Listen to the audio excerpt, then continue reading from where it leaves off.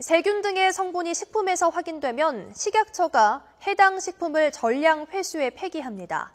어린이들이 좋아하는 초콜릿 제품에도 지난 5년 동안 7건 정도가 이런 회수와 폐기 결정을 받았는데요. 그런데 실제로 90%는 회수되지 않고 팔려나갔습니다. 왜 이런 일이 생기는 건지 박조은 기자가 보도합니다.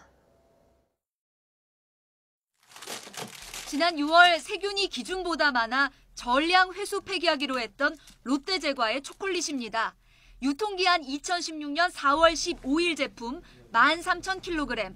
이런 초코바 26만 개가 회수 폐기 대상이었습니다. 하지만 식약처 확인 결과 실제 회수 폐기된 초콜릿은 10%에 불과했습니다. 90%가 넘는 23만 9천 개는 소매상 등을 통해 팔려나가 누군가의 입속으로 들어간 겁니다. 다른 제품도 마찬가지입니다.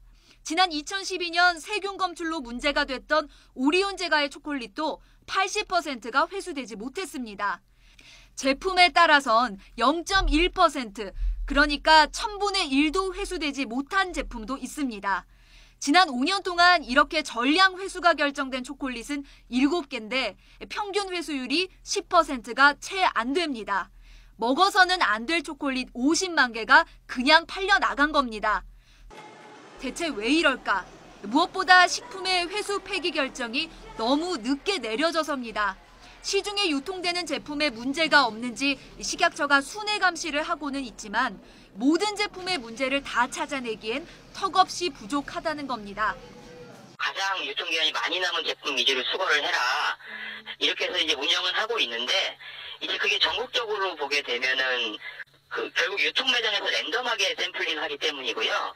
정부는 불량식품을 빠르게 판별하고 전량 회수할 수 있도록 대책을 마련해야 합니다.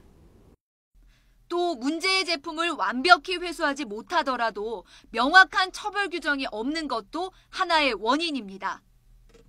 이번 일을 계기로 식약처가 회수와 폐기를 결정한 이른바 불량식품들이 실제 어떻게 관리되고 있는지 전반적인 실태 점검이 필요해 보입니다.